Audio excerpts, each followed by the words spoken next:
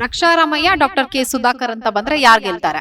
ನಮ್ಮ ರಕ್ಷಾರಾಮಯ್ಯ ಗೆಲ್ತಾರೆ. ಅವರಿಗೆ ಪಾಠ ಕಲಿಸಿದ್ದಾರೆ ಚಿಕ್ಕಬಳ್ಳಾಪುರ ಜನ.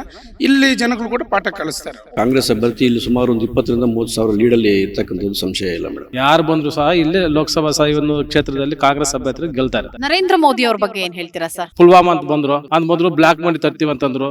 ಇವಾಗ ಮತ್ತೆ ರಾಮ ಮಂದಿರ ಇಟ್ಕೊಂಡು ಓಟ್ ಕೇಳ್ತಾ ಇದ್ದಾರೆ. ಒಳ್ಳೆ ಆಡಳಿತ ಮಾಡ್ತಾ ಇದ್ದಾರೆ. ಶ್ರೀಮಂತರಿಗೆ ಇದು ಮಾಡ್ತಾ ಇದ್ದಾರೆ, ಬಡವ್ರಿಗೆ ಹೊಟ್ಟೆ ಹೊಡಿತಿದ್ದಾರೆ. ನರೇಂದ್ರ ಮೋದಿ ಒಬ್ಬ ಆಡಳಿತಗ ಇರಬಹುದು. RSS ಮತ್ತು ಬಜರಂಗ್ ದಳ ಇವತ್ತು ಅವರೆಲ್ಲ ಏನು ಇವತ್ತು ಅವರ ಆಡಳಿತ ಕೈಗೊಂಬೆಯಾಗಿ ನರೇಂದ್ರ ಮೋದಿ ಅಧಿಕಾರವನ್ನು ಮಾಡಿಸ್ತಾ ಇದ್ದಾರೆ ಮೇಡಮ್. ರಾಹುಲ್ ಗಾಂಧಿ ಅವ್ರ ಬಗ್ಗೆ ಏನ್ ಹೇಳ್ತೀರಾ ಸರ್? ಒಳ್ಳೆ ನಾಯಕರು, ಜನರಲ್ ಬರ್ತಕ್ಕಂಥವ್ರು, ಬಡವರ ಬಗ್ಗೆ ಕಾಳಜಿ ಇರ್ತಕ್ಕಂಥ ನಾಯಕರು. ಪ್ರಾಮಾಣಿಕ ಒಬ್ಬ ಸರಳ ಸಜ್ಜನಿಕೆ ರಾಜಕಾರಣಿ.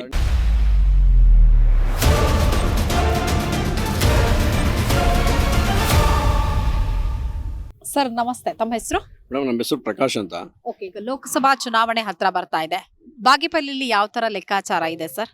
ಮೇಡಮ್ ನಮ್ಮ ಏನು ಬಾಗೇಪಲ್ಲಿ ವಿಧಾನಸಭಾ ಕ್ಷೇತ್ರದಲ್ಲಿ ಇವತ್ತು ಯಾರೇ ಆದರೂ ಕೂಡ ಕಾಂಗ್ರೆಸ್ ಅಭ್ಯರ್ಥಿ ಇಲ್ಲಿ ಸುಮಾರು ಒಂದು 20,000-30,000 ಲೀಡಲ್ಲಿ ಇರ್ತಕ್ಕಂಥದ್ದು ಸಂಶಯ ಇಲ್ಲ ಮೇಡಮ್. ಓಕೆ, ಈಗ ರಕ್ಷಾರಾಮಯ್ಯ ಅವರು ಕಾಂಗ್ರೆಸ್ನಿಂದ ಬಹುತೇಕ ಖಚಿತ ಆಗಿದೆ. ಸೊ ಇನ್ ಕೇಸ್ ಅವರು ಸ್ಪರ್ಧಿ ಆದ್ರೆ ಹೇಗಿರುತ್ತೆ?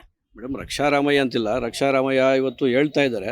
ಬಟ್ ಇಲ್ಲಿ ಮಾಜಿ ಮುಖ್ಯಮಂತ್ರಿ ಆಗಿದ್ದ ವೀರಪ್ಪ ಮೊಯ್ಲಿ ಕೂಡ 2 ಬಾರಿ ಸಂಸದರಾಗಿದ್ದರು. ಅವರು ಕೂಡ ಅವರು ಕಣದಲ್ಲಿದ್ದಾರೆ. ಅವರು ಇನ್ನು ಟಿಕೆಟ್ ಅಂತಿಮವಾಗಿ ಹೈಕಮಾಂಡ್ ಅಂಗಳದಲ್ಲಿದೆ.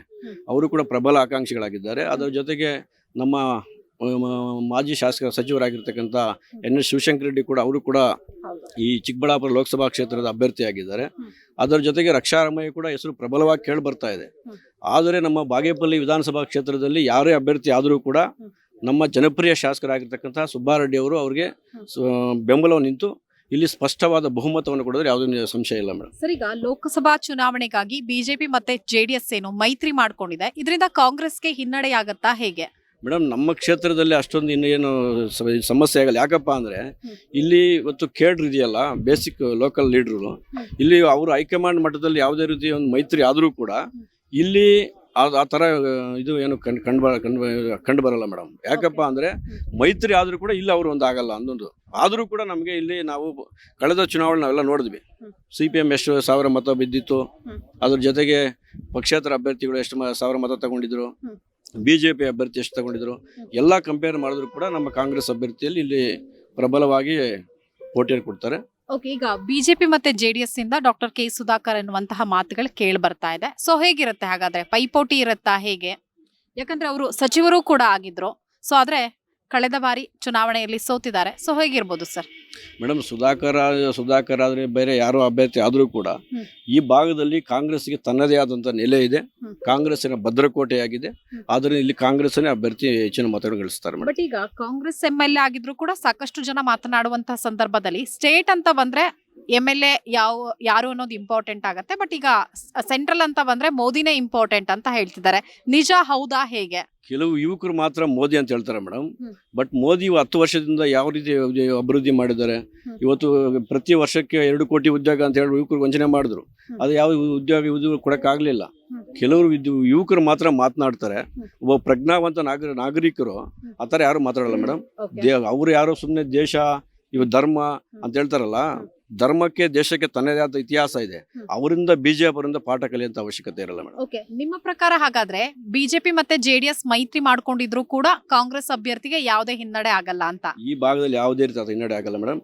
ಖಂಡಿತವಾಗೂ ರಕ್ಷಾರಾಮಯ್ಯ ಆಗಲಿ, ವೀರಪ್ಪ ಮೊಯ್ಲಿ ಆಗಲಿ, ಸುಧಾಕರ್ ಶಿವಶಂಕರ ರೆಡ್ಡಿ ಆಗಲಿ, ಯಾರಾದ್ರೂ ಕೂಡ ಇಲ್ಲಿ ಕಾಂಗ್ರೆಸ್ ಅಭ್ಯರ್ಥಿ ಗೆಲ್ಲೋದು 100% ಶತಸಿದ್ಧ. ಅಂದ್ರೆ ಯಾರೇ ಅಭ್ಯರ್ಥಿ ಆದ್ರೂ ಕೂಡ ಕಾಂಗ್ರೆಸ್ ಗೆಲ್ಲತ್ತೆ ಅಂತ? 100% ನಮ್ಮ ಚಿಕ್ಕಬಳ್ಳಾಪುರ ಲೋಕಸಭಾ ಕ್ಷೇತ್ರದಲ್ಲಿ ಈ ಬಾರಿ ಕಾಂಗ್ರೆಸ್ ಅಭ್ಯರ್ಥಿ ಗೆಲ್ಲೋದು. ಇಲ್ಲಿನ MLA ಕೂಡ ಕಾಂಗ್ರೆಸ್ನವ್ರು ಇರೋದ್ರಿಂದ, ಜೊತೆಗೆ ಸ್ಟೇಟ್ ಅಲ್ಲಿ ಕೂಡ ಕಾಂಗ್ರೆಸ್ ಸರ್ಕಾರನೇ ಅಧಿಕಾರದಲ್ಲಿ ಇರೋದ್ರಿಂದ ಇದೆಲ್ಲವೂ ಕೂಡ ಪ್ಲಸ್ ಪಾಯಿಂಟ್ ಆಗತ್ತಾ? 100% ಆಗುತ್ತೆ ಮೇಡಮ್. ಯಾಕಂದ್ರೆ ನಾವು ಕಳೆದ ಬಾರಿ 2023ರಲ್ಲಿ ಏನು ನಮ್ಮ ಮ್ಯಾನಿಫೆಸ್ಟೋ ಏನು ಕೊಟ್ಟಿದ್ವಿ ಕಾಂಗ್ರೆಸ್ ಸರ್ಕಾರ ಅಧಿಕಾರಕ್ಕೆ ಬಂದಂತ ಕಳೆದ 1 ವರ್ಷದಲ್ಲಿ ಎಲ್ಲ ಕೂಡ ನಮ್ಮ ಗ್ಯಾರಂಟಿಗಳು 5 ಗ್ಯಾರಂಟಿಗಳನ್ನು ನಾವು ಇಂಪ್ಲಿಮೆಂಟ್ ಮಾಡಿದ್ದೀವಿ. ಇವತ್ತು ಕರ್ನಾಟಕ ರಾಜ್ಯದ ಎಲ್ಲ ಜನತೆ ಕೂಡ ಕಾಂಗ್ರೆಸ್ ಪಕ್ಷ ಅಲೆ ಇದೆ. ಅದ್ರ ಜೊತೆಗೆ ಈ ಭಾಗದಲ್ಲಿ ಶಾಸಕರು ಇದ್ದಾರೆ. 100% ನಾವು ಇವತ್ತು 28 ಲೋಕಸಭಾ ಕ್ಷೇತ್ರದಲ್ಲಿ ಕನಿಷ್ಠ ಪಕ್ಷ 25 ಗೆಲ್ಲೋದ್ರಲ್ಲಿ ಯಾವುದೇ ಸಂಶಯ ಇಲ್ಲ ಮೇಡಮ್. ಓಕೆ, ಈಗ ಸ್ಟೇಟ್ ಅಲ್ಲಿ ಕಾಂಗ್ರೆಸ್ ಗವರ್ಮೆಂಟ್ ಇದೆ, ಹೇಗೆ ಆಡಳಿತವನ್ನು ನಡೆಸ್ತಾ ಇದೆ? ಜೊತೆಗೆ ಬಿಜೆಪಿ ಅವರು ಆರೋಪ ಮಾಡ್ತಿದ್ದಾರೆ ಶಾಸಕರು ಅನುದಾನವನ್ನ ಬಿಡುಗಡೆ ಮಾಡ್ತಾ ಇಲ್ಲ ಅಂತ. ಯಾಕೆ ಬಿಡಿ, ನಾವೇನು ಕಾಂಗ್ರೆಸ್ ಪಕ್ಷ ಯಾವುದೇ ರೀತಿ ತಾರತಮ್ಯ ಮಾಡಿದ ಯಾವುದು ದಾಖಲೆದು ತೋರಿಸಲಿ. ಸುಮ್ಮನೆ ಆರೋಪ ಮಾಡೋದು ರಾಜಕೀಯ ಸಮಂಜಸ ಮೇಡಮ್. ಅದ್ರ ಬಗ್ಗೆ ಆರೋಪ ಪ್ರತ್ಯಾರೋಪಗಳಿಗೆ ಕಾಮನ್, ಸರ್ವೇ ಸಾಮಾನ್ಯ. ಅಧಿಕಾರದಲ್ಲಿರ್ತಕ್ಕಂಥವ್ರು ಅಪೋಸಿಷನ್ ಮಾತನಾಡ್ತಾರೆ, ಅದ್ರ ಬಗ್ಗೆ ತಲೆ ಕೆಡಿಸ್ಕೊಳ್ಳೋದಿಲ್ಲ. ಸ್ಪಷ್ಟವಾಗಿ ಜನರಿಗೆ ನಾವು ಏನು ಆಶ್ವಾಸನೆ ಕೊಟ್ಟಿದ್ರು ಸಂಪೂರ್ಣ ಈಡೇರಿಸಿದ್ದೀವಿ. ಜನ ನಮ್ಮ ಪರವಾಗಿದ್ದಾರೆ. ಓಕೆ, ಕಾಂಗ್ರೆಸ್ಗೆ ಹೆಚ್ಚು ಸೀಟ್ ಬರುತ್ತೆ ಅಂತ ಹೇಳಿದ್ರಿ, ಬಟ್ ಕಳೆದ ಲೋಕಸಭಾ ಚುನಾವಣೆಯಲ್ಲಿ ಕಾಂಗ್ರೆಸ್ಗೆ ಬಂದಿದ್ದು ಒಂದೇ ಸೀಟು ಬೆಂಗಳೂರು ಗ್ರಾಮಾಂತರದಿಂದ. ಹಾಗಾದ್ರೆ ಈ ಬಾರಿ ಯಾರ್ಯಾರಿಗೆ ಎಷ್ಟೆಷ್ಟು ಸೀಟ್ ಬರ್ಬೋದು? ಮೇಡಮ್, ನಾವು ಕನಿಷ್ಠ 20-25 ಸೀಟ್ ನಾವು ಗೆಲ್ತೀವಿ ಮೇಡಮ್. ಯಾಕೆ ಕಳೆದ ಬಾರಿ ಇವಾಗ ಏನು ಪುಲ್ವಾಮಾ ದಾಳಿ ಅದು ಇದು ಅಂತ ಹೇಳ್ಬಿಟ್ಟು ಅವ್ರು ಜನನು ಥರ ಯಾಮಾರಿಸಿದ್ರು, ದೇಶ ಅದು ಇದು ಅಂತ. ಬಟ್ ಈ ಬಾರಿ ಅದೇನು ಆಗೋಲ್ಲ. ಜನರು ಸ್ಪಷ್ಟವಾಗಿ ಎಲ್ಲ ಇವತ್ತು ಈ ದೇಶದ ಜನತೆ ಇವತ್ತೆಲ್ಲ ನೋಡಿದ್ದಾರೆ ಕಳೆದ 10 ವರ್ಷದಲ್ಲಿ ಯಾವ ರೀತಿ ಜನರನ್ನು ಯಾಮಾರಿಸಿದ್ದಾರೆ. ಮೋದಿ ಅವರು ಜನರಿಗೆ ಆಶ್ವಾಸಗಳು ಸಂಪೂರ್ಣವಾಗಿ ಈಡೇರಿಸಿಲ್ಲ. ಆದ್ದರಿಂದ ಜನ ತೀರ್ಮಾನ ಮಾಡ್ತಾ ಇದ್ದಾರೆ. ಈ ಭಾಗದಲ್ಲಿ ಕಾಂಗ್ರೆಸ್ ಇವತ್ತು UPA ಮೈತ್ರಿಯನ್ನು ಇವತ್ತು UPA ಮೈತ್ರಿ ಆಗ್ತದೆ ಮೇಡಮ್. ಕಂಪಲ್ಸರಿ ಇವತ್ತು ಕಾಂಗ್ರೆಸ್ ಸರ್ಕಾರ ಅಧಿಕಾರಕ್ಕೆ ಬರ್ತದೆ. ಅಂದ್ರೆ ವಿಧಾನಸಭಾ ಚುನಾವಣೆಯಲ್ಲಿ ಕರ್ನಾಟಕದ ಜನರು ಕಾಂಗ್ರೆಸ್ನ ಕೈ ಹಿಡಿದಿದ್ರು, ಲೋಕಸಭಾ ಚುನಾವಣೆಯಲ್ಲೂ ಹಿಡಿತಾರ ಹಾಗಾದ್ರೆ? 100% ಹಿಡಿತಾರೆ. ಯಾಕಂದ್ರೆ ನಾವು ನುಡಿದಂತೆ ನಡೆದ ಸರ್ಕಾರ ಇದೆ ಅಂದ್ರೆ ನಮ್ಮ ಸಿದ್ದರಾಮಯ್ಯ ಸರ್ಕಾರ, DK ಶಿವಕುಮಾರ್ ಅವರ ಸರ್ಕಾರ. ಖಂಡಿತವಾಗಿ ನಾವು ಇವತ್ತು ಜನ ನಮ್ಮ ಪರವಾಗಿದ್ದಾರೆ. ಓಕೆ, ನರೇಂದ್ರ ಮೋದಿ ಅವ್ರ ಬಗ್ಗೆ ಏನ್ ಹೇಳ್ತೀರಾ ಸರ್? ಮೇಡಮ್, ನರೇಂದ್ರ ಮೋದಿ ಒಬ್ಬ ಆಡಳಿತಗ ಇರ್ಬೋದು, ಬಟ್ ಆದರೆ ಅವರೊಬ್ಬ ಕೈಗೊಂಬೆಯಾಗಿ ಇವತ್ತು ದೇಶವನ್ನು ಮುನ್ನಡೆಸ್ತಾ ಇದ್ದಾರೆ ಅಂತ ಹೇಳ್ಬೋದು. ಯಾಕಪ್ಪ ಅಂದ್ರೆ ಇವತ್ತು RSS ಮತ್ತು ಬಜರಂಗ್ ದಳ ಇವತ್ತು ಅವರೆಲ್ಲ ಏನು ಇವತ್ತು ಅವರ ಆಡಳಿತ ಕೈಗೊಂಬೆಯಾಗಿ ನರೇಂದ್ರ ಮೋದಿ ಅಧಿಕಾರವನ್ನು ಮಾಡಿಸ್ತಾ ಇದ್ದಾರೆ ಮೇಡಮ್. ರಾಹುಲ್ ಗಾಂಧಿ ಅವ್ರ ಬಗ್ಗೆ ಏನ್ ಹೇಳ್ತೀರಾ ಸರ್? ರಾಹುಲ್ ಗಾಂಧಿ ಒಬ್ಬ ಪ್ರಾಮಾಣಿಕ, ಒಬ್ಬ ಸರಳ ಸಜ್ಜನಿಕೆ ರಾಜಕಾರಣಿ. ಅವರು ಜನ ಸಾಮಾನ್ಯ ಇವತ್ತು ನೋಡ್ತಾ ಇದೆ. ಇವತ್ತು ಭಾರತ್ ಜೋಡೋ ಇವತ್ತು ಕನ್ಯಾಕುಮಾರಿಯಿಂದ ಕಾಶ್ಮೀರದವರೆಗೆ ಯಾವ ರೀತಿ ಜನರ ಮಧ್ಯೆ ಬೆರೆತು ಅಪಾರವಾದಂತಹ ಬೆಂಬಲವನ್ನು ಇವತ್ತು ದೇಶದ ಮೂಲೆಯಿಂದ ಇವತ್ತು ರಾಹುಲ್ ಗಾಂಧಿಗೆ ಬೆಂಬಲ ದೊರೀತಾ ಇದೆ. 100% ಇವತ್ತು ನಮ್ಮ ಕಾಂಗ್ರೆಸ್ ಸರ್ಕಾರ ಅಧಿಕಾರಕ್ಕೆ ಬರ್ತದೆ ಮತ್ತು ರಾಹುಲ್ ಗಾಂಧಿ ಕೂಡ ಪ್ರಧಾನಮಂತ್ರಿ ಆಗುವುದರಲ್ಲಿ ಸಂಶಯ ಇಲ್ಲ ಮೇಡಮ್. ಸರ್, ತಮ್ಮ ಹೆಸರು? ಬಿ ಸೋಮಶೇಖರ್ ಅಂತ. ಲೋಕಸಭಾ ಚುನಾವಣೆ ಹತ್ರ ಬರ್ತಾ ಇದೆ, ಸೊ ಯಾವ ಪಕ್ಷದವರು MP ಆಗ್ತಾರೆ ಸರ್? ನಮ್ಮ ಕಾಂಗ್ರೆಸ್ ಪಕ್ಷದ ಅಭ್ಯರ್ಥಿ ಯಾರೇ ಆಗಲಿ ಕೂಡ MP ಆಗ್ತಾರೆ. ಯಾಕೆ ಸರ್ ಕಾಂಗ್ರೆಸ್ ಅವರೇ ಆಗ್ತಾರೆ? ಒಳ್ಳೆ ಆಡಳಿತ ಕೊಡ್ತಿದ್ದಾರೆ. ಹಿಂದಿನ ಕಾಲದಲ್ಲಿ ಇಂದಿರಾ ಗಾಂಧಿ ಅವರು ಏನು ಮಾಡಿದ್ದಾರೆ ಅನ್ನೋದು ಇವಾಗ ಹಿಂದಿನ ಕಾಲದಲ್ಲಿ ಎಲ್ಲ ನೆನಪಿಸ್ಕೊಂತ ಇದ್ದಾರೆ. ಇವಾಗ ಕರ್ನಾಟಕ ರಾಜ್ಯದಲ್ಲಿ ನಮ್ಮ ಮುಖ್ಯಮಂತ್ರಿ ಸಿದ್ದರಾಮಯ್ಯನವರು ಬಡವರಿಗೋಸ್ಕರ ಎಷ್ಟು ಒಳ್ಳೆ ಕೆಲಸಗಳು ಮಾಡಿದ್ದಾರೆ. ಆ ಅಧಿಕಾರ ಪಕ್ಷ ನೋಡಿಕೊಂಡು ನಮ್ಮ ಇಲ್ಲಿ ಯಾರು ಕ್ಯಾಂಡಿಡೇಟ್ ಆಗ್ತಾರೆ MP ಕ್ಯಾಂಡಿಡೇಟ್ ಅವ್ರು ಗೆಲ್ತಾರೆ. ಈಗ ಪ್ರಬಲವಾಗಿ ಕೇಳಿ ಬರ್ತಾ ಇರುವಂತಹ ಹೆಸರು ಅಂದ್ರೆ ರಕ್ಷಾರಾಮಯ್ಯ ಅವ್ರದ್ದು ಕೂಡ. ಸೊ ಪ್ರಬಲವಾಗಿರುವಂತಹ ಪ್ರತಿಸ್ಪರ್ಧಿ ಅನಿಸ್ತಾರ ಹೇಗೆ? ಅನಿಸ್ತಾರೆ ಮೇಡಮ್. ಯುವಕರು ಒಳ್ಳೆ ಭವಿಷ್ಯತ್ತಿದೆ, ಯುವಕರು ಕೂಡ ಇಷ್ಟಪಡ್ತಿದ್ದಾರೆ. ಬಟ್ ಆದರೂ ಕೂಡ ನಮ್ಮ ಕಾಂಗ್ರೆಸ್ ಪಕ್ಷದಲ್ಲಿ 3 ಜನ ಪೈಪೋಟಿಯಲ್ಲಿದ್ದಾರೆ. ಒಬ್ಬರು ಶಿವಶಂಕರ್ ರೆಡ್ಡಿ ಸರ್ ಇದ್ದಾರೆ, ನಮ್ಮ ಸೀನಿಯರ್ ನಾಯಕರಾಗಿರ್ತಕ್ಕಂಥ ವೀರಪ್ಪ ಮೊಯ್ಲಿ ಸಾಹೇಬ್ರು ಇದ್ದಾರೆ. ಯುವಕರದಲ್ಲಿ ಬಂದರೆ ನಮ್ಮ ರಕ್ಷಾರಾಮಯ್ಯ ಅವರು ಕೂಡ ಇದ್ದಾರೆ. ಈ 3ರಲ್ಲಿ ನಮ್ಮ ಹೈಕಮಾಂಡು, ನಮ್ಮ ಲೋಕಲ್ MLA ಶಾಸಕರಾದ ಸುಬ್ಬಾರೆಡ್ಡಿಯವರು, ಈ 3ರಲ್ಲಿ ಯಾರೇ ಅಭ್ಯರ್ಥಿನ ಆಯ್ಕೆ ಮಾಡಿಕೊಂಡ್ರು ಕೂಡ ನಮ್ಮ ಕಾಂಗ್ರೆಸ್ ಪಕ್ಷ ಇಲ್ಲಿ ಗೆಲ್ಲೇ ಗೆಲ್ಲುತ್ತೆ. ಸರ್, ಈಗ ಮೈತ್ರಿ ಅಭ್ಯರ್ಥಿಯಾಗಿ ಡಾಕ್ಟರ್ K ಸುಧಾಕರ್ ಅವರು ಕಣಕ್ಕಿಳಿದ್ರೆ ರಾಜಕೀಯ ಏನಾದರೂ ಬದಲಾಗತ್ತಾ ಹೇಗೆ? ಯಾಕಂದ್ರೆ ಅವರು ಕೂಡ ಏನು ಮಿನಿಸ್ಟರ್ ಆಗಿದ್ರು, ಸೊ ಹಾಗಾಗಿ ಗೊತ್ತಾಗಿದೆಯಲ್ಲ ಮೇಡಮ್, ಚಿಕ್ಕಬಳ್ಳಾಪುರದಲ್ಲಿ ಜನಗಳು ಯಾವ ಥರ ಬುದ್ಧಿ ಹೇಳಿದ್ದಾರೆ ಅಂತ. ನೋಡೋಣ, ಅವ್ರು ಬರಲಿ. ಯಾರೇ ಬಂದರೂ ಕೂಡ ನಮ್ಮ ಕಾಂಗ್ರೆಸ್ ಪಕ್ಷ ಸ್ಟ್ರಾಂಗ್ ಆಗಿದ್ದಾರೆ. ನಮ್ಮ ಇವ್ರ ಕಾರ್ಯಕರ್ತರು ಕೂಡ ತುಂಬ ಅವರಿಗೆ ಪಾಠ ಕಲಿಸಿದ್ದಾರೆ. ಚಿಕ್ಕಬಳ್ಳಾಪುರ ಜನ ಇಲ್ಲಿ ಜನಗಳು ಕೂಡ ಪಾಠ ಕಲಿಸ್ತಾರೆ.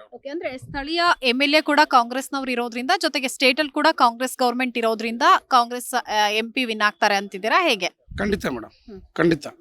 ಇಲ್ಲಿ ಕಾಂಗ್ರೆಸ್ ಏನು ನಮ್ಮ ಸಿದ್ದರಾಮಯ್ಯ ಅವರು ಕೊಡ್ತಾ ಇದ್ದಾರೆ ಬಡವ್ರಿಗೋಸ್ಕರ, ಆ ಒಳ್ಳೆ ಅನುಕೂಲಕ್ಕಾಗಿ ನಮ್ದೇನು ಮೆಜಾರಿಟಿ ಬಂದಿದೆ ಅಂತ ಮೊನ್ನೆ ನೋಡಿದ್ದೀರಾ. ಸಿಂಗಲ್ ಯಾರೇ ಮೈತ್ರಿ ಮಾಡ್ಕೊಂಡಿಲ್ಲ ನಮ್ಮ ಕಾಂಗ್ರೆಸ್ ಪಕ್ಷ 120 ಮ್ಯಾಜಿಕ್ ನಂಬರ್ ಇದ್ರೂ ಕೂಡ 135 ಬಂದಿದೆ. ಅದ್ರ ಆಡಳಿತ ನೋಡಿಕೊಂಡು ಕೂಡ MP ಸೀಟನ್ನು ಗೆಲ್ಲಿಸ್ತಾರೆ ಜನರು. ಓಕೆ, ಬಟ್ ಈಗ BJP ಅವರು ಒಂದು ಆರೋಪ ಮಾಡ್ತಾರೆ, ಜನಕ್ಕೆ ಎಲ್ಲವನ್ನ ಫ್ರೀ ಆಗಿ ಕೊಟ್ರೆ ಜನರು ಸೋಮಾರಿಗಳಾಗ್ತಾರೆ ಅಂತ. ಏನು ಮೇಡಮ್ ಸೋಮಾರಿಗಳಾಗ್ತಾರೆ? ಯಾವ ಥರ ಸೋಮಾರಿಗಳಾಗ್ತಾರೆ? ಪಾಪ ಮಹಿಳೆಯರು ಇವಾಗ ಎಲ್ಲೋ ಕೂಲಿಗೆ ಹೋಗ್ತಾರೆ. ಅಲ್ಲಿ ಕೂಲಿಗೆ ಹೋಗ್ತಾ ಇದ್ರೆ ಬಸ್ ಚಾರ್ಜ್ ಇಟ್ಕೊಂಡು ಹೋಗ್ತಾ ಇದ್ರೆ ತಿಂಗಳಿಗೆ ದಿನಕ್ಕೆ 100 ರೂಪಾಯಿ ಕೂಡ 3,000 ರೂಪಾಯಿ ಕಟ್ಟಾಗ್ತಾ ಇತ್ತು. ಆ 3,000 ಉಳಿತಲ್ಲ ಹೆಂಗಸರಿಗೆ. ಬಸ್ ಏನು ಫ್ರೀ ಆಗೋದ್ರಿಂದ ಏನು ಅವ್ರೇನು ಸೋಮಾರಿಗಳಾಗ್ತಾ ಇಲ್ವಲ್ಲ. 2,000 ಬರ್ತಾರೆ. ಕೆಲವರು ಬಡವರು ಇರ್ತಾರೆ, ಪಾಪ ಕೈ ಕಾಲಿಗೆ ಇಲ್ದವ್ರು ಇರ್ತಾರೆ. 1-2,000 ಬಟ್ಟೆಯನ್ನು ಅಕ್ಕಿ ಮುಟ್ಟೆಗೆ ತಗೊಂಡು ಗ್ಯಾಸ್ ತಂದ್ಕೊಂಡು ತುಂಬಿಸ್ಕೊಂಡು ಹೊಟ್ಟೆ ತುಂಬಿಸ್ಕೊಂಡು ಜೀವನ ಮಾಡ್ತಾರೆ. 2,000 ರೂಪಾಯಿಂದ ಏನು ಅನಾನುಕೂಲ ಆಗಿಲ್ವಲ್ಲ. ಅಂದ್ರೆ ಬಡವರಿಗೆ ಹೆಲ್ಪ್ ಆಗ್ತಾ ಇದೆಯಾ? ಖಂಡಿತ ಮೇಡಮ್. ನಿಮ್ಮ ಪ್ರಕಾರ ಕಾಂಗ್ರೆಸ್ ಎಷ್ಟು ಸೀಟ್ ವಿನ್ ಆಗ್ಬೋದು, ಮತ್ತೆ BJP ಹಾಗೆ JDS ಎಷ್ಟು ವಿನ್ ಆಗ್ಬೋದು? ನಮ್ಗೆ ಗೊತ್ತಿದ್ದ ಪ್ರಕಾರ ನಮ್ಮ ಈ ಕರ್ನಾಟಕ ರಾಜ್ಯದಲ್ಲೇ ನಮ್ಮ ಕಾಂಗ್ರೆಸ್ BJPಗಿಂತ 1-2-3 ಸೀಟ್ ಜಾಸ್ತಿನೇ ಬರ್ತದೆ. 28 ಲೋಕಸಭಾ ಕ್ಷೇತ್ರ ಇದೆ, ಯಾರ್ಯಾರಿಗೆ ಎಷ್ಟು ಬರ್ಬೋದು ಹಾಗಾದ್ರೆ? ನಮ್ದು 15 ಸೀಟ್ 10-15 ಸೀಟ್ ಖಂಡಿತ ಬರುತ್ತೆ ಮೇಡಮ್. ಬಟ್ 2019 ಲೋಕಸಭಾ ಚುನಾವಣೆಯಲ್ಲಿ ಕಾಂಗ್ರೆಸ್ಗೆ ಬಂದಿದ್ದು ಒಂದೇ ಸೀಟು. ಇವಾಗ ಆದ್ರಿಂದ ಇವಾಗ ನಮ್ಮ ಕರ್ನಾಟಕ ರಾಜ್ಯದಲ್ಲಿ ಮುಖ್ಯಮಂತ್ರಿಗಳು ಕೊಡ್ತಾರೆ ಆಡಳಿತ ನೋಡಿಕೊಂಡು ನಮ್ಗೆ ಇವಾಗ ಹೆಚ್ಚಿನ ಬಹುಮತ ಸೀಟುಗಳು ಬರ್ತದೆ ಅಂತ ನಾವು ಖಂಡಿತವಾಗ್ಲೂ ಅದನ್ನು ಆಶಿಸ್ತೀವಿ ಮೇಡಮ್. ಓಕೆ, ನರೇಂದ್ರ ಮೋದಿ ಅವ್ರ ಬಗ್ಗೆ ಏನ್ ಹೇಳ್ತೀರಾ ಸರ್? ಅವರು ಒಳ್ಳೆ ನಾಯಕರು, ಒಳ್ಳೆ ಆಡಳಿತ ಮಾಡ್ತಿದ್ದಾರೆ. ಬಟ್ ಆದ್ರೆ ಶ್ರೀಮಂತರಿಗೆ ಇದು ಮಾಡ್ತಿದ್ದಾರೆ, ಬಡವ್ರಿಗೆ ಹೊಟ್ಟೆ ಹೊಡಿತಿದ್ದಾರೆ. ರಾಹುಲ್ ಗಾಂಧಿ ಅವ್ರ ಬಗ್ಗೆ ಏನ್ ಹೇಳ್ತೀರಾ? ಒಳ್ಳೆ ನಾಯಕರು ಮೇಡಮ್, ಒಳ್ಳೆ ನಾಯಕರು, ಜನರಲ್ ಬರ್ತಕ್ಕಂಥವ್ರು, ಬಡವ್ರ ಬಗ್ಗೆ ಕಾಳಜಿ ಇರ್ತಕ್ಕಂಥ ನಾಯಕರು, ನಮ್ಮ ಯುವಕರಿಗೆ ಒಳ್ಳೆ ಆಶಾಕಿರಣಾಗಿರ್ತಕ್ಕಂಥ ನಮ್ಮ ರಾಹುಲ್ ಗಾಂಧಿ ಅವರು. ಬಾಗೇಪಲ್ಲಿ ಜನರ ಏನ್ ಹೇಳ್ತಾರೆ ಸರ್? ಇಲ್ಲಿನ ಜನರು ಯಾರ ಪರವಾಗಿದ್ದಾರೆ, ಯಾವ ಪಕ್ಷದ ಪರವಾಗಿದ್ದಾರೆ? ಕಾಂಗ್ರೆಸ್ ಪಕ್ಷ ಮೇಡಮ್. ಇಲ್ಲಿ ನಮ್ಮ ಹೆಚ್ಚಿನ ಶಾಸಕ ಸುಬ್ಬಾರೆಡ್ಡಿ ಅಣ್ಣನವರು ಇವಾಗ ಇಲ್ಲಿ ಈ ಕ್ಷೇತ್ರದಲ್ಲಿ 3 ಪಕ್ಷಗಳು ಒಂದಾಗಿದ್ದು, ಒಂದು CPM, ಒಂದು JDS, ಒಂದು BJP. ಆದ್ರೂ ಕೂಡ ನಮ್ಗೆ ಗೆದ್ದಿದ್ದು ನಮ್ಮ ನಾಯಕರೇ ಸುಬ್ಬಾರೆಡ್ಡಿ ಅಣ್ಣವರೇ. ಈಗ ಲೋಕಸಭಾ ಚುನಾವಣೆಗಾಗಿ ಹಾಗಾದ್ರೆ ಬಿಜೆಪಿ ಮತ್ತೆ JDS ಏನು ಮೈತ್ರಿ ಮಾಡ್ಕೊಂಡಿದೆ, ಮೈತ್ರಿಯಿಂದ ಏನು ಕಾಂಗ್ರೆಸ್ಗೆ ಹಿನ್ನಡೆ ಆಗಲ್ವಾ? ನಮ್ಗೆ ಇನ್ನಷ್ಟು ಬಲ ಬಂತು ಮೇಡಮ್, ನಮ್ಗೆ ಇನ್ನಷ್ಟು ಬಲ ಬಂತು. ಅವರಿಬ್ಬರು ಆಗಿದ್ರಿಂದ ನಮ್ಮ ಕಾಂಗ್ರೆಸ್ಗೆ ಇನ್ನಷ್ಟು ಸ್ವಲ್ಪ ಧೈರ್ಯ ಬಂತು, ನಮ್ಗೆ ಇನ್ನಷ್ಟು ಬಲ. Okay sir, thank you. Sir ನಮಸ್ತೆ, ತಮ್ಮ ಹೆಸರು? ಅಮ್ಮ ನಮಸ್ತೆ, ನನ್ನ ಹೆಸರು ನರಸಿಂಹಪ್ಪ ಅಂತ. ಓಕೆ, ಈಗ ಲೋಕಸಭಾ ಚುನಾವಣೆ ಬರ್ತಾ ಇದೆ, ಯಾವ ಪಕ್ಷದವ್ರು MP ಆಗ್ಬೇಕು ಸರ್ ಚಿಕ್ಕಬಳ್ಳಾಪುರ ಲೋಕಸಭಾ ಕ್ಷೇತ್ರದಿಂದ? ಲೋಕಸಭಾ ಕ್ಷೇತ್ರಕ್ಕೆ ಕಾಂಗ್ರೆಸ್ ಅಭ್ಯರ್ಥಿ ಆಗ್ಬೇಕಮ್ಮ. ಯಾಕೆ ಸರ್ ಕಾಂಗ್ರೆಸ್ ಆಗ್ಬೇಕು? ಇದು ಬಯಲುಸೀಮೆ ಗ್ರಾಮ, ಈ ಬಯಲುಸೀಮೆ ಪ್ರದೇಶಕ್ಕೆ ನಮ್ಗೆ ನೀರು ತುಂಬಾ ಅವಶ್ಯಕತೆ. ನೋಡಿ ಇವಾಗ ಮಳೆ ಇಲ್ಲದೆ ನಮ್ಗೆ ಬರಗಾಲ ಬಂದ್ಬಿಟ್ಟಿದೆ. ಅದಕ್ಕೋಸ್ಕರ ಇಲ್ಲಿ ಕಾಂಗ್ರೆಸ್ MP ಇದ್ರೆ ಮಾತ್ರನೇ, ಯಾಕಂದ್ರೆ ಇವಾಗ ನಮ್ಮ ಮಾಜಿ ಲೋಕಸಭಾ ಸದಸ್ಯ ಅಂತ ನಮ್ಮ ವೀರಪ್ಪ ಮೊಯ್ಲಿ ಸಾಹೇಬ್ರು ಇದ್ರು, ಅವಾಗ ಎತ್ತಿನವಲ್ಲೆ ಪ್ರಾಜೆಕ್ಟ್ ತಂದ್ರು. ಇವಾಗ ಅದೊಂದು ನಮ್ಗೆ ಇಂಪ್ಲಿಮೆಂಟ್ ಆದ್ರೆ ನಮ್ಮ ಬಯಲುಸೀಮೆಗೆಲ್ಲ ನೀರು ಬರ್ತದೆ. ನಮ್ಗೆ ನೀರು ಬಂದ್ರೆ ಸಾಕು, ಏನು ಬೇಕಾಗಿಲ್ಲ ಸರ್ಕಾರನ. ಬಿಜೆಪಿ ಅವ್ರಿಗೆ ಯಾಕೆ ಬೇಡ ಸರ್? ಯಾಕೆ ಮೊನ್ನೆ ಪಾಪ ಗೆದ್ದು ಹೋದವರು 5 ವರ್ಷ ಬಾಗಿಲು ಬಂದೇ ಇಲ್ಲ. ಬಚ್ಚೇಗೌಡರು ಈ ಕಡೆ ಬಂದಿಲ್ವಾ ಸರ್? 5 ವರ್ಷದಲ್ಲಿ ಒಂದು ದಿನಾನು ಬಂದಿಲ್ಲ, ಯಾವ್ದೋ ಒಂದು ಪ್ರೋಗ್ರಾಮ್ ಬಂದಿಲ್ಲ, ಒಂದು ಕಾಮಗಾರಿ ಕೊಟ್ಟಿಲ್ಲ, ಏನು ಕೊಟ್ಟಿಲ್ಲ, ನೋಡೇ ಇಲ್ಲ. ಓಕೆ, ಈಗ ಅವರು ರಾಜಕೀಯ ನಿವೃತ್ತಿ ಘೋಷಣೆ ಮಾಡಿದ್ದಾರೆ. ಸೊ ಹಾಗಾಗಿ ಈ ಬಾರಿ ಡಾಕ್ಟರ್ ಕೆ ಸುಧಾಕರ್ ಅಂತ ಹೇಳ್ತಾ ಇದ್ದಾರೆ. ಹೇಗೆ ಪ್ರಬಲವಾಗಿರುವಂತಹ ಪ್ರತಿಸ್ಪರ್ಧಿ ಆಗ್ತಾರಾ ಡಾಕ್ಟರ್ ಕೆ ಸುಧಾಕರ್? ಆಗ್ಬೋದಮ್ಮ, ಆಗ್ಬಹುದು. ಯಾರು ಬಂದ್ರು ಸಹ ಇಲ್ಲಿ ಲೋಕಸಭಾ ಒಂದು ಕ್ಷೇತ್ರದಲ್ಲಿ ಕಾಂಗ್ರೆಸ್ ಅಭ್ಯರ್ಥಿ ಗೆಲ್ತಾರೆ. ಓಕೆ, ಈಗ ರಕ್ಷಾರಾಮಯ್ಯ ಡಾಕ್ಟರ್ ಕೆ ಸುಧಾಕರ್ ಅಂತ ಬಂದ್ರೆ ಯಾರು ಗೆಲ್ತಾರೆ? ನಮ್ಮ ರಕ್ಷಾರಾಮಯ್ಯ ಗೆಲ್ತಾರೆ. ಯಾಕೆ ಸರ್ ರಕ್ಷಾರಾಮಯ್ಯ ಅವ್ರು ಗೆಲ್ತಾರೆ? ಯಾಕಂದ್ರೆ ಇಲ್ಲಿ ಕಾಂಗ್ರೆಸ್ ಅಭ್ಯರ್ಥಿ ಅಷ್ಟೇ, ಇಲ್ಲಿ ಕ್ಯಾಂಡಿಡೇಟ್ ಇಂಪಾರ್ಟೆಂಟ್ ಅಲ್ಲ, ಇಲ್ಲಿ ಪಕ್ಷ ಇಂಪಾರ್ಟೆಂಟ್ ನಮ್ಗೆ. ಓಕೆ, ಅದಕ್ಕೋಸ್ಕರ ಇವಾಗ ನಮ್ ಕಾಂಗ್ರೆಸ್ ಪಕ್ಷದವ್ರು ಇಲ್ಲಿ ಗೆದ್ರೆ ನಮ್ಗೆ ಸರ್ಕಾರ ಇದೆ, MP ನಮ್ಮವ್ರು ಗೆದ್ರೆ ಇಲ್ಲಿ ನಮ್ಗೆ ಆರಾಮಾಗಿ ಇಲ್ಲಿ ನೀರು ಬರ್ತದೆ ಅಂತ ನಮ್ಮ ಒಂದು ಅಭಿಪ್ರಾಯ ಅಷ್ಟೇ. ಅಂದ್ರೆ ಇಲ್ಲಿನ MLA ಕಾಂಗ್ರೆಸ್ನವ್ರು ಇರೋದ್ರಿಂದ ಕಾಂಗ್ರೆಸ್ ಅವರೇ ಗೆಲ್ತಾರೆ ಅಂತ ಹೇಳ್ತಿದ್ದೀರಾ, ಹೇಗೆ? 100%. ಓಕೆ, ನಮ್ಮ ಬಾಗೇಪಲ್ಲಿ ವಿಧಾನಸಭಾ ಕ್ಷೇತ್ರ ಯಾರು ಬಂದ್ರು ಕೂಡ ಕಾಂಗ್ರೆಸ್ ಮೆಜಾರಿಟಿ ಇರ್ತದೆ. ಬಟ್ ಈಗ ಲೋಕಸಭಾ ಚುನಾವಣೆಗಾಗಿ ಬಿಜೆಪಿ ಹಾಗೆ JDS ಮೈತ್ರಿಯನ್ನ ಮಾಡ್ಕೊಂಡಿದೆ, ಇದರಿಂದ ಕಾಂಗ್ರೆಸ್ಗೆ ಹಿನ್ನಡೆ ಆಗಲ್ವಾ? ಏನು ಆಗಲ್ಲ, ಏನು ಆಗಲ್ಲ. ಈಗ ಹಿಂದಿನ ಸರ್ತಿ ಕೂಡ ನಾವು ಕಾಂಗ್ರೆಸ್ ಮತ್ತೆ JDS ನಾವೆಲ್ಲ ಅಲಿಯನ್ಸ್ ಆಗಿ ನಾವು ಸೋತಿದ್ದು. ಇಲ್ದೇ ಇದ್ರೆ ಹಿಂದಿನ ಸರ್ತಿ ನಾವು ಗೆಲ್ತಾ ಇದ್ವಿ. ಅದಕ್ಕೋಸ್ಕರ BJP JDS ಅಲಿಯನ್ಸ್ ಆದ್ರೂ ಸಹ ಇಲ್ಲಿ ನಮ್ಗೆ ಅನುಕೂಲ ಆಗ್ತದೆ. ಓಕೆ, 28 ಲೋಕಸಭಾ ಕ್ಷೇತ್ರ ಏನಿದೆ ರಾಜ್ಯದಲ್ಲಿ, ಸೊ ಯಾರ್ಯಾರು ಎಷ್ಟೆಷ್ಟು ವಿನ್ ಆಗ್ಬೋದು ಸರ್? ಅಮ್ಮ ಅದು ನಮ್ಗೆ ಯಾಕಂದ್ರೆ ಅಷ್ಟು ಇದಿಲ್ಲ. ನಮ್ಮ ಒಂದು ಯಾವಾಗಲೂ TV ಚಾನಲ್ ನೋಡ್ತಾ ಇರ್ತೀವಿ. ನಮ್ಮ ಕಾಂಗ್ರೆಸ್ ನಮ್ಮ ಮುಖ್ಯಮಂತ್ರಿ ಆದ ಸಿದ್ದರಾಮಯ್ಯ ಸಾಹೇಬ್ರು 20 ಕ್ಷೇತ್ರದಲ್ಲಿ ಗೆಲ್ತೀವಿ ಅಂತ ಇದ್ದಾರೆ. ಗೆಲ್ಬಹುದು, ಬಗ್ಗೆ ಸಮಸ್ಯೆ ಇಲ್ಲ. ಒಳ್ಳೆ ಸ್ಕೀಮ್ ಕೊಟ್ಟಿದ್ದಾರೆ, ಒಳ್ಳೆ ಗ್ಯಾರಂಟಿ ಕೊಟ್ಟಿದ್ದಾರೆ, ಅದು ಗೆಲ್ಬಹುದು. ಓಕೆ, ನರೇಂದ್ರ ಮೋದಿ ಅವ್ರ ಬಗ್ಗೆ ಏನ್ ಹೇಳ್ತೀರಾ? ನಮ್ಮ ನರೇಂದ್ರ ಮೋದಿ ಅವರು ಪಾಪ ಬಂದು 10 ವರ್ಷ ಆಗಿದೆ. ಇವಾಗ 10 ವರ್ಷ ಮೊದಲು ಇವನ್ ನಮ್ಮ 75 ವರ್ಷ ಏನಾಗಿದೆ, ಅದರಲ್ಲಿ 60 ವರ್ಷ ಕಾಂಗ್ರೆಸ್ ಮತ್ತೆ ಇದ್ರೆ ಸರ್ಕಾರಗಳಿತ್ತು. ಅವಾಗ ನಮ್ಮ ದೇಶದ ಸಾಲ 52 ಲಕ್ಷ ಕೋಟಿ. ಇವಾಗ ಅದಕ್ಕೆ 3 ಪಟ್ಟು ಜಾಸ್ತಿ ಸಾಲ ಮಾಡಿದ್ದಾರೆ ಅಷ್ಟೇ ಹೊರತು ಯಾವುದೇ ಕೆಲಸ ಆಗಿಲ್ಲ. ಇವಾಗ ನಮ್ಮ ದೇಶದ GDP ಕೂಡ ಹೋಲ್ಕೊಂಡ್ರೆ ಮೊದಲಿಗಿಂತ ಇವಾಗ ಕಮ್ಮಿ ಆಗಿದೆ. ಅದೇನು ಅಷ್ಟು ಇಂಪ್ರೂವ್ಮೆಂಟ್ ಇಲ್ಲ. ಇವಾಗ ಅವ್ರಿಗೆ ಮತಕಾಲ ಇಟ್ಕೊಂಡು ಏನೋ ಈ ಧರ್ಮದ ಹೆಸರು ಇಟ್ಕೊಂಡು ರಾಜಕೀಯ ಮಾಡ್ತಾ ಇದ್ರೆ ಹೊತ್ತು ಇಂಪ್ರೂವ್ಮೆಂಟ್ ಮಾಡಿ ಇಂಥ ಸ್ಕೀಮ್ ಮೇಲೆ ಡೆವಲಪ್ಮೆಂಟ್ ಮೇಲೆ ಓಟ್ ಕೇಳಿದ್ರೆ ಅವಾಗ ಅರ್ಥ ಆಗ್ತದೆ. ನರೇಂದ್ರ ಮೋದಿ ಅವ್ರು ಬಂದ್ಮೇಲೆ ದೇಶದ ಸಾಲ ಹೆಚ್ಚಾಯ್ತು ಅಂತ ಹೇಳ್ತಾ ಇದ್ದೀರಾ? 3 ಪಟ್ಟು ಹೆಚ್ಚಾಗಿದೆ. ಧರ್ಮದ ರಾಜಕಾರಣ ಅಂತ ಹೇಳಿದ್ರಿ. ಹೌದು, ಧರ್ಮದ ರಾಜಕಾರಣ ಅಲ್ಲ. ಇವಾಗ ನಮ್ಮ ದೇಶದ ಪ್ರಜಾಪ್ರಭುತ್ವ ವ್ಯವಸ್ಥೆ ಇದು. ಈ ಎಲ್ಲಾ ಧರ್ಮಗಳಿಗೂ ಎಲ್ಲಾ ಜಾತಿಗಳು ಸಮಾನವಾಗಿ ಬಾಳ್ಬೇಕಂತ ನಮ್ಗೆ ನಮ್ಮ ಒಂದು ಸಂವಿಧಾನದಲ್ಲಿ ಅವಕಾಶಗಳಿದೆ. ಅಂತ ಇದ್ರಲ್ಲಿ ಇವಾಗ ಯಾರೇ ರಾಜಕಾರಣಿ, ಕಾಂಗ್ರೆಸ್ ಆಗ್ಲಿ, BJP ಆಗ್ಲಿ, JDS ಯಾರಾದ್ರೂ ಆಗ್ಲಿ, ಇವಾಗ ಟೋಟಲ್ ನಾವು ಇಂಥ ಕೆಲಸ ಮಾಡ್ತೀವಿ, ಇಂಥ ಇಂಪ್ರೂವ್ಮೆಂಟ್ ಮಾಡ್ತೀವಿ, ಇಂಥ ನಿರುದ್ಯೋಗ ಸಮಸ್ಯೆ ಹೋಗಲಾಡಿಸ್ತೀವಿ, ಅದ್ರ ಮೇಲೆ ಇಂಪ್ರೂವ್ಮೆಂಟ್ ಮಾಡಿ ಕೆಲಸ ಮಾಡಿ ಓಟ್ ಕೇಳಿದ್ರೆ ನಮಗೂ ಇದಾಗ್ತದಮ್ಮ. ಅದು ಬಿಟ್ಬಿಟ್ಟು ಎಲ್ಲ ಒಂದೊಂದು ಚುನಾವಣೆಯಲ್ಲಿ ಮೊನ್ನೆ ಪುಲ್ವಾಮಾ ಅಂತ ಬಂದ್ರು, ಮೊದಲು ಬ್ಲಾಕ್ ಮನಿ ತರ್ತೀವಿ ಅಂತಂದ್ರು.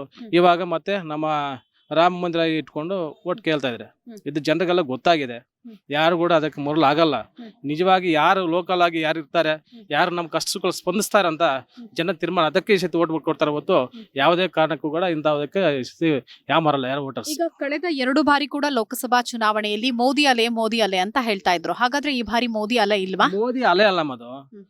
ಮುನ್ನ ಸತಿ ಏನು ಬಂದು ಫಸ್ಟ್ ಎಲೆಕ್ಷನ್ ಅಲ್ಲಿ ಹ್ಮ್. ಬ್ಲಾಕ್ ಮನಿ ತಂದು ಒಂದೊಂದು ಅಕೌಂಟ್ಗೆ 15 ಲಕ್ಷ ಕೊಡ್ತೀವಿ ಅಂತ ಬಂದ್ರು. ಹ್ಮ್. ಆವಾಗ ದೇಶದ ಜನರು ಮೋಸ್ಟ್ಲಿ ಏನೋ ಬ್ಲಾಕ್ ಮನಿ ಎಲ್ಲ ತರ್ತಾರೆ. ಹ್ಮ್. ಎಲ್ಲ ಸ್ವಿಸ್ ಬ್ಯಾಂಕ್ ಅಲ್ಲಿ ಇದೆ, ತಂದು ಎಲ್ಲ ಕೊಟ್ಬಿಡ್ತಂತ ಔಷಧಿ ಯಾಮಾರದು. ಹ್ಮ್. ಅದ್ರ ಮೇಲೆ ಮತ್ತೆ ಪುಲ್ವಾಮಾ ದಾಳಿ ಬಂತು. ಹ್ಮ್. ಅಲ್ಲಿ ಪಾಕಿಸ್ತಾನ ಮೇಲೆ ಹೋಗ್ಬಿಟ್ಟು ಏನೋ ಮಾಡ್ಬಿಟ್ರು ಅಂತ ಹ್ಮ್. ಅದ್ರ ಮೇಲೆ ಓಟ್ ಗೆಲ್ರು. ಹ್ಮ್. ಇದು ಮತ್ತೆ ಇವಾಗ ಇದೊಂದು ಗಿಮಿಕ್. ಓಕೆ. ದೇವ್ರು ಎಲ್ರಿಗೂ ದೇವ್ರೆ, ಹ್ಮ್. ನಮ್ಗೆಲ್ರಿಗೂ ದೇವ್ರೆ. ಆದ್ರೆ ನಾವು ದೇವರ ಮೇಲೆ ಯಾರು ಕೂಡ ರಾಜಕೀಯ ಮಾಡಬಾರ್ದು. ಆದ್ರೆ ಅವ್ರಿಗೆ ಅದ್ರ ಒಂದೇನೆ ಹ್ಮ್. ದೇವ್ರ ಹೆಸರು ಇಟ್ಕೊಂಡು ಇವಾಗ ಮತ್ತೆ ಅದು ಏನು ಮೋದಿ ಅಲ್ಲ ಅಂತಲ್ಲ, ಹ್ಮ್. ಅವ್ರು ಆ ಟೈಮ್ಗೆ ಏನು ಗಿಮಿಕ್ ಮಾಡಬೇಕು ಆ ರೀತಿ ಮಾಡ್ತಾರೆ. ಹ್ಮ್. ಆ ವೋಟ್ ಮೇಲೆ ಕೇಳಕ್ಕೆ ಬರ್ತಾ ಇದ್ರು ಅಷ್ಟೇ. ಓಕೆ. ರಾಹುಲ್ ಗಾಂಧಿ ಅವ್ರ ಬಗ್ಗೆ ಏನ್ ಹೇಳ್ತೀರಾ? ರಾಹುಲ್ ಗಾಂಧಿ ಅವ್ರು ಯಾವತ್ತೂ ಕೂಡ ಇಂಥ ಒಂದು ಧರ್ಮದ ಮೇಲೆ ಇದು ಜಾತಿಗಳು ಕಟ್ಕೊಂಡು ಮತ್ತೆ ದೇಶದ ಮೇಲೆ ಯಾವುದೋ ಒಂದು ವೈಷಮ್ಯದ ದ್ವೇಷದ ಭಾಷಣ ಮಾಡ್ಕೊಂಡು ಮಾಡೋ ಅವಶ್ಯಕತೆ ಇಲ್ಲ. ಯಾಕಂದ್ರೆ ಕಾಂಗ್ರೆಸ್ ಇಷ್ಟೇ ಬೇರೆ. ದೇಶದಲ್ಲಿ ಯಾವತ್ತೂ ಶಾಂತಿ ಇರಬೇಕು, ದೇಶ ನೆಮ್ಮದಿ ಬಾಳ್ಬೇಕು, ದೇಶ ಇಂಪ್ರೂವ್ಮೆಂಟ್ ಆಗಬೇಕು, ಬಡತನ ನಿರ್ಮೂಲನೆ ಆಗಬೇಕು, ಮತ್ತೆ ನಿರುದ್ಯೋಗ ಸಮಸ್ಯೆ ಹೋಗ್ಬೇಕು. ಆ ನಿಟ್ಟಿನಲ್ಲಿ ಇವತ್ತು ಅದಕ್ಕೋಸ್ಕರ ಯಾಕಂದ್ರೆ ಇವಾಗ ರಾಹುಲ್ ಗಾಂಧಿ ಅವರು ದೇಶ ಉದ್ದಗಲಕ್ಕೂ ಓಡಾಡ್ತಾ ಇದ್ದಾರೆ. ಯಾಕೆ ಯಾವ ದೇಶ, ಯಾವ ಪ್ರಾಂತದಲ್ಲಿ, ಯಾವ ರಾಜ್ಯದಲ್ಲಿ ಏನು ಕಷ್ಟ ಇದೆ, ಅಲ್ಲಿ ಇರ್ತಕ್ಕಂಥ ಕಲ್ಚರ್ ಏನೋ, ಅಲ್ಲಿ ನೇಚರ್ ಏನೋ ಅಂತ ಎಲ್ಲ ತಿಳ್ಕೊಂಡ ಮೇಲೆನೆ ಅವರು ಈ ರೀತಿ ಮಾಡ್ತಾ ಇದ್ದಾರೆ. ಅದು ಮಾಡೋದು ಒಳ್ಳೆ ಇದೆ, ಮಾಡಲಿ. Okay sir, thank you.